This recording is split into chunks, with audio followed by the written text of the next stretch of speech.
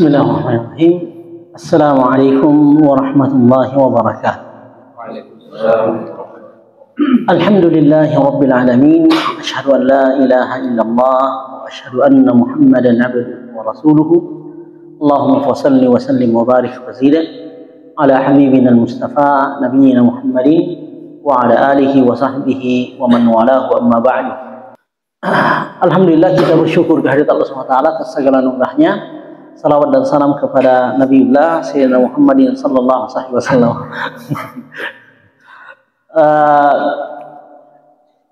Perintah Allah SWT kepada kita agar supaya umat Islam ketika melakukan suatu perbuatan, hendaklah perbuatan itu yang dimaksudkan adalah untuk menggapai ridha Allah SWT.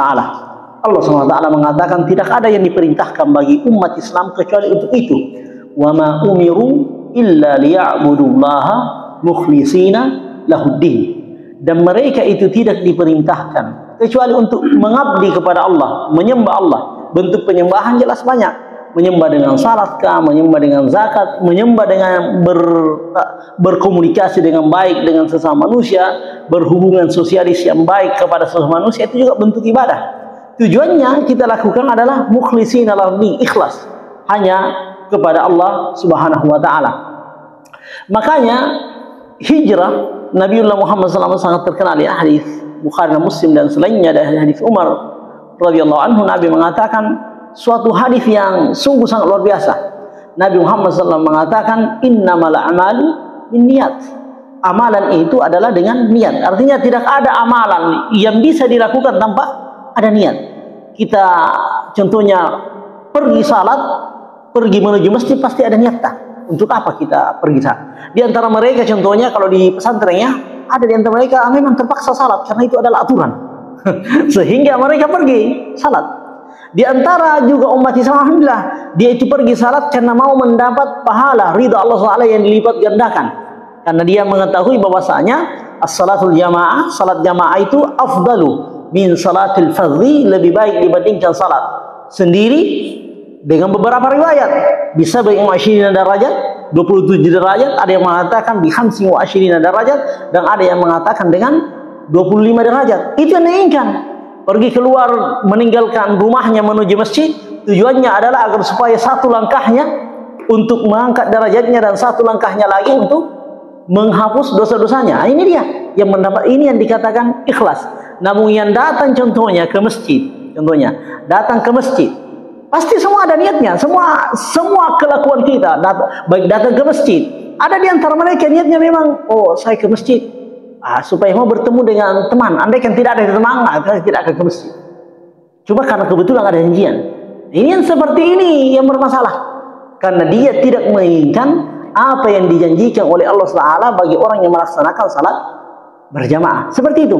Sama halnya dengan kegiatan bakti sosial. Apalagi di bulan-bulan pemilu ini, bulan-bulan politik. Apa tujuannya mereka melakukannya? Contohnya bakti sosial dan sebagainya. Penting mereka memperbaiki niatnya. Apakah niatnya contohnya agar supaya mendapatkan pujian dari orang-orang, dari orang yang melihatnya, atau tujuannya memang untuk menggapai apa yang dijanjikan oleh Allah SWT bagi orang yang rajin memberi?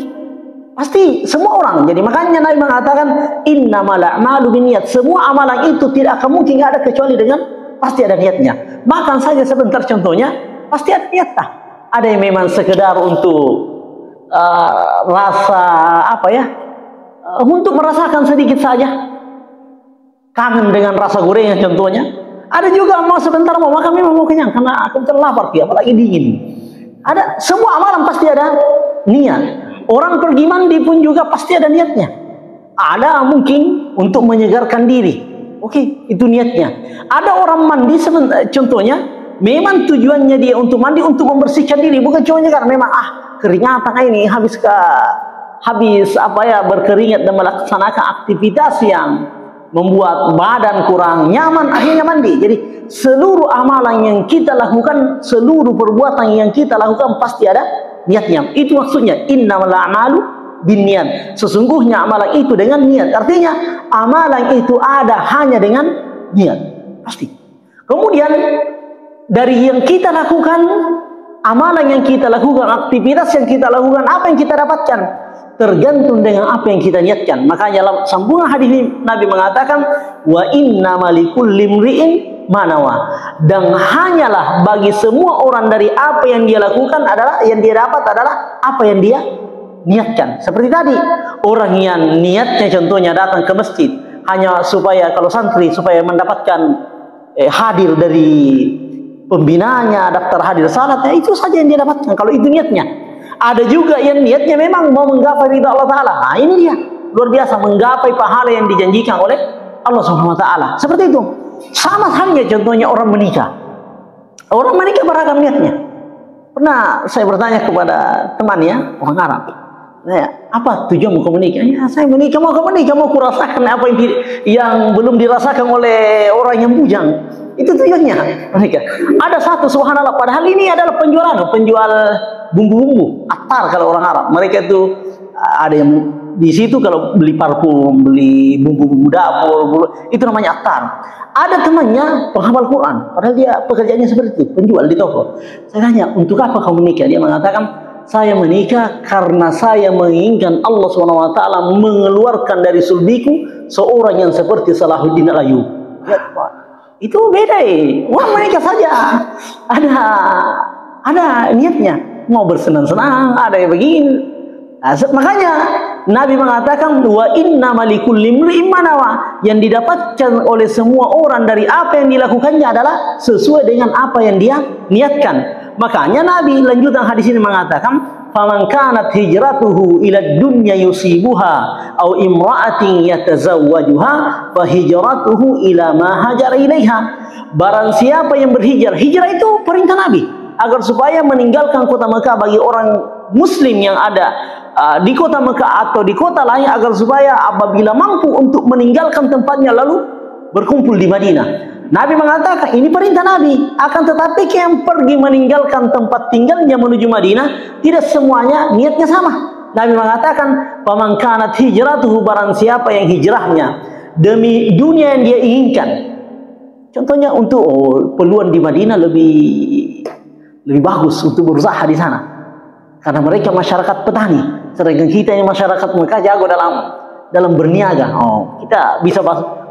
Au imra'atin yatazawwajuha, ataukah tujuannya dia berhijrah hanya untuk menikahi perempuan yang dia inginkan, fa hijratuhu ila ma hajara ilaiha, maka hijrahnya adalah apa yang dia, pahala yang didapat dari hijrahnya adalah itu tadi yang diniatkan. Sebelumnya Nabi mengatakan, faman kanat hijratuhu ila Allahi wa rasulihi fa hijratuhu ila Allahi wa rasulihi. Barang siapa yang hijrahnya demi Allah dan Rasulnya, maka hijrahnya itu insyaallah taala demi Allah dan Rasulnya. Yang didapatkan adalah keridaan Allah dan keridaan Rasulullah. Itulah pentingnya kenapa sangat penting untuk kita memperbaiki niat kita atas segala aktivitas yang kita lakukan. Kembali ya, ada suatu hadis ya, Nabiullah Muhammad SAW ketika ada hadis ini disebutkan oleh Ibnu Hajar ketika mensyarah hadis innamal a'malu binniyat. Seseorang mengatakan, Nabi mengatakan, wa fi bid'i ahadikum sadaqah. Kalian itu apabila mendatangi istrimu, menggauli istrimu, kau juga mendapatkan sedekah. Ada pahala yang didapatkan. Seseorang bertanya, ya Rasulullah, ya'ti ahaduna ahlahu, seseorang datang kepada istrinya, nagauli istrinya, dapat sedekah. Kemudian Nabi Muhammad SAW mengatakan, bagaimana kalau dia dapat dari cara yang haram, dapat dosa? Nabi mengatakan, orang itu mengatakan, ya dapat dosa. Sama juga apabila dia melakukannya itu agar supaya terhindar dari dosa, nah dapat kenikmatan itu dengan cara yang halal, dapat pahala. Seperti itu dapat pahala. Sebagaimana apabila melakukan itu pada tempat yang lain, maka dapat dosa. Ini dalil yang sangat luar biasa, bahwasanya perbuatan yang sehari-hari, yang mungkin rutinitas biasa apabila kita mampu meniatkannya, bermain di niat ya, mampu meniatkannya dengan baik hanya untuk ikhlas kepada Allah SWT, maka insyaallah taala itu sudah itu akan bernilai pahala. Padahal cuma pakai sendal je contohnya, padahal cuma pakai baju je, padahal cuma buat di konten-konten, karena tujuannya agar supaya saya bisa menyebarkan ilmu, bisa menyebarkan pencerahan. Itu mungkin biasa dia akan, tapi itu pahalanya luar biasa. Karena yang seperti ini akan teringat hingga dunia kiamat. Akan menjadi rekam jejak digital bagi kita. Saudara-saudara sekalian yang dirahmati oleh Allah SWT. Makanya penting niat. Terutama kita harus menjaga niat adalah dalam melaksanakan ketaatan yang nampak dari orang itu adalah suatu ketaatan. Ada hadis yang diriwayatkan oleh Imam Muslim. Nabi Muhammad SAW mengatakan, Inna awwalan nasi yaumal qiyamah yubda yaumal qiyamati, sesungguhnya yang pertama, jadi Nabi akan menyebutkan golongan yang pertama akan dihisab di hari kiamat. Yang pertama adalah rajulun istashhada, seseorang yang mati syahid. Kita lihat di Gaza, atau karena kita ini menjelang 17 Agustus. Ya, kita berprasangka baik kepada seluruh pahlawan kita dan juga kepada seluruh yang berjuang. Tapi seperti ini, ada orang berjihad pun juga penting untuk memperbaiki niatnya. Karena Nabi mengatakan yang pertama dihisab di hari kiamat adalah 3 golongan. Pertama adalah rajulun istashhada, seseorang yang mati syahid. Fa'utiya bihi, lalu didatangkan di hari kiamat. Fa'arrafahu ni'amahu, lalu setelah didatangkan di hari kiamat, Allah mengingatkan kepada dia anugerah yang diberikan kepadanya ketika hidup di dunia. Fa'arrafaha, akhirnya orang tersebut ingat nih, ya, banyak sekali nikmat dan karunia yang diberikan oleh Allah SWT. Kemudian Allah menanyakan kepadanya, "Madza 'amilta fiha?" Apa yang kau lakukan dengan anugerah yang saya berikan kepadamu ketika hidup di dunia? Orang ini mengatakan, qataltu biha hatta istashhadtu. Anugerah yang kau berikan, nikmat kesehatan, nikmat harta, nikmat hidup, ya Allah, saya mempergunakannya untuk berjuang di jalanmu hingga saya mati syahid. Kemudian Allah SWT mengatakan, kadzabta, enggak, kau bohong. Qatalta, engkau itu pergi berjuang, pergi berperang, liyuqalu laka jari, agar supaya orang kau itu dikenal sebagai sosok pemberani, sosok pahlawan, sosok figur. Ini harusnya kan dia pergi berjuang untuk menggapai ridha Allah. Bagaimana caranya? Dia berjuang karena dia mau mati syahid dan mendapatkan pahala mati syahid. Itu harusnya yang dia cari. Bukan yang dia cari agar supaya dianggap sebagai sosok pemberani kah, sosok pahlawan ini ke pahlawan itu tidak benar. Cukuplah kita yang menggelarinya pahlawan, jangan dirinya. Bukan itu yang ada dalam niatnya. Jadi Nabi mengatakan, kadzabta, Allah SWT mengatakan kau berbohong.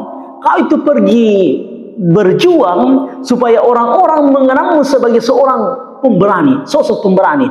Akhirnya apa kata Nabi Muhammad SAW? Fa umira bihi, akhirnya diperintahkan untuk orang ini, fatushaba wajhahu ala wajhi, hingga diseret dengan wajahnya, faulqiya finnari, lalu dicampakkan ke dalam api neraka. Auzubillah. Padahal menurut mata kita dia itu orang yang mati syahid. Makanya terkadang itu dikatakan syahidun fid dunya, akan tetapi bukan syahidun fil akhir. Mati syahid di dunia, tidak disalati jenazahnya, tidak dimandikan, dicapangkan dengan pakaiannya saja. Akan tetapi mungkin di akhirat tidak demikian. Yang kita inginkan syahid di dunia dan syahidun fil akhirah. Kemudian golongan yang kedua, dan ini bahaya bagi kita para penuntut ilmu, sangat bahaya. Golongan yang kedua yang akan disidang, dihisab nanti dari kiamat adalah rajulun ta'allama al-ilma wa 'allamahu wa qara'a al-Qur'an. Adalah orang yang mempelajari ilmu. Seperti kita mempelajari ilmu, wa 'allamahu, bahkan mengajarkan ilmu lagi. Sudah belajar ilmu lalu mengajarkannya. Ingat, bukan cuma ilmu agama, termasuk ilmu umum, termasuk ilmu matematika dan sebagainya. Wa qara al-Quran, dan dia juga membaca Al-Quran, menjadi pembaca Quran atau penghafal Quran. Fa'utiya bihi, didatangkan orang ini di hari kiamat, golongan yang penuntut ilmu dan pembaca Quran di hari kiamat. Baru ditanya kepada mereka, fa'arrafahu ni'amahu, Allah Ta'ala memperkenalkan, mengingatkan nikmat yang diberikan kepada dia. Akhirnya dia ingat nikmatnya, nikmat hidup, nikmat harta, nikmat raja dan sebagainya. Kemudian ditanya orang yang seperti ini, ditanya, "Madza 'amilta biha?" Kau gunakan apa? Apa yang kau pergunakan dengan anugerah yang saya berikan kepadamu? Orang ini mengatakan ta'allamtul ilma. Ya Allah, dengan nikmatmu saya mempelajari ilmu. Wa 'allamtuhu, dan saya mengajarkan ilmu itu. Wa qara'tul Qur'an, dan juga saya menjadi pembaca Al-Qur'an. Kemudian Allah SWT mengatakan apa? Kadzabta, kau itu bohong. Ta'allamta, kau itu belajar liyuqala laka alim, agar supaya orang-orang mengatakan, oh dia ini sosok ustaz, sosok berilmu, sosok ulama. Itu bahayanya penuntut ilmu agama. Penting gali niatnya, memperbaiki niatnya. Jangan sesekali belajar ilmu untuk menjadi ulama. Belajarlah ilmu karena hendak mendapatkan keutamaan penuntut ilmu yang dijanjikan oleh Allah SWT, di mana Nabi Muhammad SAW mengatakan hingga malaikat membentangkan sayapnya karena ridha terhadap penuntut ilmu. Seperti itu. Karena mau mendapatkan jalan kemudahan ke surga, itu yang diinginkan. Begitu apalagi pembaca Al-Quran, apalagi penghafal Quran, penuntut ilmu Al-Quran, penting. Makanya Allah SWT orang yang contohnya menuntut Al-Quran, menuntut ilmu supaya dikatakan ulama, itu begitu banyak ya. Banyak yang menyakiti kita. Kita ini waktu awal-awal kita, anak-anak, apa cita-citamu nak? Saya mau menjadi ustaz. Kan begitu anak-anak ya.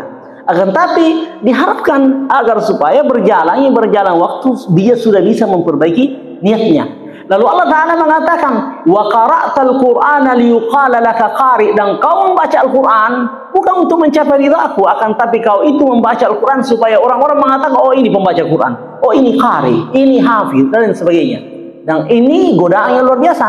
Terkadang anak-anak kita dimotivasi baca supaya apa? Supaya bisa kok iman tarwih, supaya begini, itu bahaya. Jadi kita tanamkan kepada santri-santri kita, kepada teman-teman kita, belajar Al-Quran wahai ananda, agar supaya engkau mendapatkan pahala Allah SWT. Man qara'ah, siapa membaca dari kitabillah harfan, maka baginya 10 kebaikan. La aqulu alif lam mim harf, saya tidak mengatakan alif lam mim satu huruf, tapi alif satu huruf, lam satu huruf, mim juga satu huruf. Kita membaca Al-Quran, mempelajari Al-Quran, menghafal Al-Quran, tujuannya apa? Nabi mengatakan khairukum man ta'allama al-Qur'ana wa 'allamahu. Sebaik-baik orang umatku adalah orang yang belajar Quran lalu mengajarkan Al-Quran itu. Kita belajar Al-Quran tujuannya apa? Karena Nabi Muhammad SAW mengatakan innas sawma wal Quran, sesungguhnya puasa dan Al-Quran akan datang di hari kiamat untuk membela kita. Itu tujuan kita. Jadi jangan yang lain-lain. Ini sangat bahaya. Lalu Allah SWT mengatakan fa'umira bihi, lalu diperintahkan mereka untuk mengambil orang ini, fatushaba ala wajhihi, akhirnya diseret dengan wajahnya, fa'ulfiya finnar, lalu dilemparkan ke dalam api neraka. Padahal di dunia kita anggap dia sebagai seorang berilmu atau penghafal atau membaca Al-Quran atau dan sebagainya, atau tokoh pendidikan dan sebagainya. Bahaya. Kemudian golongan yang ketiga, bagaimana? Nah, ini bahaya ya. Orang yang sering memberi juga penting dan perbaiki niatnya, bukan karena mau dipuji. Allah SWT, Nabi mengatakan golongan yang ketiga adalah rajulun qad wassa Allahu lahu, Allah Ta'ala memberikan kelonggaran pada rezekinya hingga dia mendapatkan asnafil mali kullihi, seluruh harta jenis harta dia dapatkan nih. Akhirnya di hari kiamat, dan dia rajin bersedekah di dunia ini, di hari kiamat dikatakan begini, fa'utiya bihi, didatangkan orang yang seperti ini, lalu dikatakan fa'arrafahu ni'amahu, Allah memperkenalkan nikmat yang diberikan kepadanya. Fa'arafa, orang ini mengingat, oh iya, banyak sekali anugerah yang diberikan oleh Allah SWT kepada aku. Lalu Allah Ta'ala mengatakan, madza amilta biha, apa yang kau lakukan dengan nikmat itu? Dia mengatakan, ma taraktu, ya Allah SWT, saya tidak meninggalkan satu jalan, satu sudut, satu apapun juga yang padanya engkau suka kita bersedekah, kecuali saya bersedekah. Akhirnya Allah Ta'ala mengatakan, kadzabta, kau itu bohong. Kau itu bersedekah liyuqala laka jawan. Kau itu bersedekah supaya orang-orang mengatakan, oh ini sang dermawan, ini tawwa, ini tawwa, ini tawwa. Nah, ini nasihat bagi kita, terutama bagi orang yang mau berikut di tahun-tahun politik ini. Penting niatnya ketika memberi, ketika memperkenalkan diri, ya penting niatnya. Nah, memperbaiki niatnya agar supaya tidak termasuk di golongan ini. Inilah betapa pentingnya niat. Jadi memang niat itu adalah rohnya ibadah. Niat itu adalah rohnya ibadah. Bahkan Nabiullah Muhammad SAW ada 3 riwayat ya. Nabi mengatakan kepada orang yang ria, apa itu ria? Ria itu kan ria itu artinya orang yang mau dilihat oleh orang. Jadi tujuannya dia berbuat agar supaya mendapatkan pujian dari orang. Tujuan dia berbuat kebaikan supaya orang-orang memujinya. Makanya Ibnu Qudamah mengatakan ria itu salah satu penyebabnya adalah karena menginginkan pujian orang. Yang kedua karena takut dicela. Itu namanya penyebabnya ria. Yang ketiga adalah penyebab ria adalah karena menginginkan sesuatu yang dimiliki oleh orang lain. Contohnya ria ya contohnya. Karena menginginkan pujian orang. Salat ki. Alhamdulillah dia ikhlas di salat. Akan tetapi di rakaat kedua, nah tahu ki bahwasanya ada Pak Bupati contohnya menjadi makmumnya. Oh, baji-bajiki. Itu bahaya, itu batal salatnya kalau demikian. Tidak ada anunya, tidak ada pahalanya yang dia dapat apabila demikian. Itu sangat bahaya. Beda contohnya apabila ibadah yang tidak ada kaitan di awal dan akhirnya. Contohnya begini. Awalnya dia bersedekah 50.000 dan memang niatnya 50.000, tapi karena banyak orang di situ, tambah lagi 50.000. Ya pahala 50.000 sudah dapat karena dia berinfak dengan ikhlas. Sementara yang 50.000 terakhir tidak dapat. Beda salat. Kalau salat kan yang pertama, rakaat pertama dan rakaat terakhir itu ada kaitannya satu kesatuan. Beda contohnya nafkah tadi. 50.000 ya dia dapat 50.000. Yang 50.000 yang tidak benar. Ini ria namanya. Jadi ria itu karena menginginkan pujian orang dan tidak menginginkan dicelahan oleh orang. Dia malu kalau 50.000 karena nanti mendapatkan image yang tidak baik, kikir dan sebagainya. Ini takut celahan orang, akhirnya dia melakukan kebaikan. Itu ria. Jadi memperlihatkan kebaikan demi mendapatkan pujian dari orang lain atau agar supaya menghindari cemoohan atau cercaan dari orang lain sehingga seseorang berbuat ria. Seperti itu. Jadi sangat penting bagi kita untuk menghindari yang dikatakan ria. Bahkan sekali lagi Nabi Muhammad SAW mengatakan itu adalah kemusyrikan yang kecil. Syirkul akhfa, kemusyrikan yang tersembunyi. Dalam satu hadis riwayat Ibnu Majah dari Abi Sa'id Al-Khudri radhiyallahu anhu, suatu ketika Abi Sa'id mengatakan, kharaja ilaina Rasulullah sallallahu alaihi wasallam. Suatu ketika Rasulullah datang kepada kami. Wa kunna natadzakaru, dan kami waktu itu bercerita tentang Dajjal, Masih Dajjal. Kemudian Nabi mengatakan, ala ukhbirukum, maukah kalian saya beritahu sesuatu yang lebih saya khawatirkan bagi kalian dibandingkan Dajjal? Dia mengatakan, ya Rasulullah, apa itu? Dia mengatakan asyirkul asgar, kemusyrikan yang sedikit. Apa itu kemusyrikan yang sedikit? Dia mengatakan yusalli, seseorang itu salat, fayuzayyina salatahu, lalu dia itu memperindah salatnya karena dilihat oleh orang. Ya mungkin kalau misalnya dari awal jelas dosa. Tapi kalau misalnya di pertengahan tiba-tiba berubah niatnya, salatnya contohnya biasanya contohnya salatnya itu cuma sederhana aja, tapi karena mengetahui ada sosok yang dia minta pujiannya, perpanjangnya, ini termasuk keriaan. Makanya sebagaimana dikatakan oleh Ustaz Sufyadi, kita penting hati-hati dalam dalam penyakit ini, penyakit ria, dan untuk mendapatkan keikhlasan. Dan salah satu tips agar supaya kita terhindar dari hal yang seperti ini adalah penting kita ingat bahwasanya seluruh apa yang kita miliki, nikmat kesehatan, nikmat pengetahuan, nikmat apapun juga, semuanya itu adalah anugerah daripada Allah SWT, sehingga hanyalah kepada Allah SWT kita meminta pujian. Seperti itu. Beda halnya contohnya apabila seseorang berbuat baik kemudian orang-orang memujinya.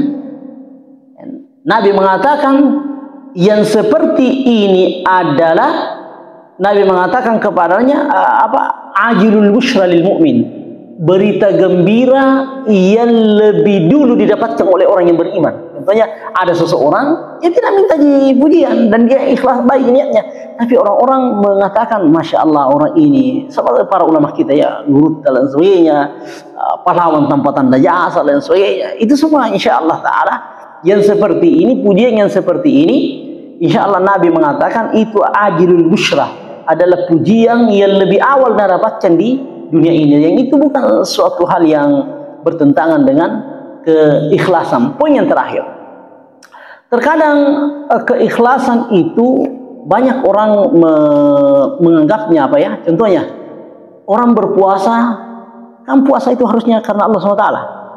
Orang berpuasa, ibu-ibu berpuasa karena mau diet, contohnya mau menurunkan berat badannya. Apa itu bermasalah pada puasanya? Itu pertanyaan yang kebanyakan ulama mengatakan boleh. Kenapa? Ada dalilnya. Dalilnya itu adalah bolehnya kita mengatakan ada manfaat bagi diri sendiri, bukan pujian dari orang lain.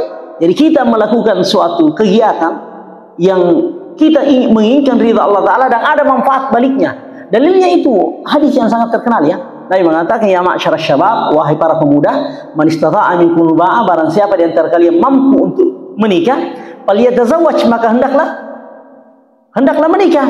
Kenapa? Fa innahu aghaddu lil basar, karena menikah itu lebih mampu membuat mata kita bisa ditahan dari yang haram, wa ahsanu lil faraj, membuat kita jauh dari perzinahan. Fa illam tastati, apabila belum mampu untuk mencari nafkah, fa alaikum bisyam, maka hendaklah berpuasa. Jadi Nabi memerintahkan puasa, padahal puasa itu ibadah kepada Allah Subhanahu. Tapi di sini diperintahkan juga berpuasa selain untuk mendapatkan ibadah, agar juga supaya mampu menekan nafsunya. Itu dalil yang sangat. Juga dalil yang lain adalah ketika Nabi Muhammad SAW sangat terkenal salat, kemudian mendengarkan maka kuntu hamamtu, saya berencana untuk agak panjang sedikit bacaan saya ketika salat. Namun ketika mendengarkan ada tangisan anak di belakangnya beliau, itu demi kemaslahatan, itu tidak dianggap sebagai riya, tidak mengganggu insya Allah Ta'ala yang dikatakan dengan keikhlasan. Insya Allah Ta'ala yang seperti ini. Inilah sebagai ujangan kita untuk malam hari ini. Semoga ada manfaatnya, dan saya kembalikan kepada Ustaz Sufriadi dan saya mengakhiri yang mengucapkan Assalamualaikum warahmatullahi wabarakatuh. Insyaallah.